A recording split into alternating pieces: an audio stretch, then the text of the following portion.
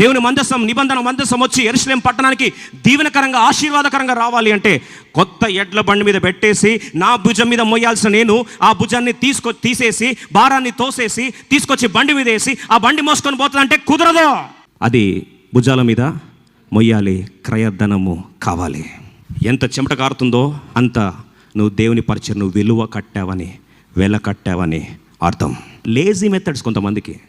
పరిచయం స్టార్ట్ చేస్తారు బాగానే, తర్వాత ఏం చేస్తారండి, వెళ్ళగా దాన్ని షార్ట్కట్లో తోసేసి హాయిగా, అంత కష్టం పడలేం లేదు బ్రదర్, నేను I'm not called for that, అంతే. స్టార్టింగ్ లేదు అప్పుడు అలా స్టార్టింగ్లో పాపం మీరు కష్టపడతారని చేయబెట్టిన తర్వాత చేయి తీసేస్తాను. నాగటి మీద చేయబెట్టి తీస్తే ఏమవుతావు?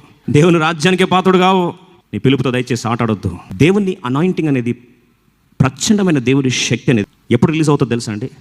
ఏ ప్లేస్లో అయితే రక్తము, క్రయధనము, త్యాగాలు ఉంటాయో ఆ ప్లేస్లో ఆటోమేటిక్గా దేవుని కార్యము చూస్తారు. అందుకొరకే ఆ తెగులు ఏమైపోయిందంటండి, ఆగిపోయింది.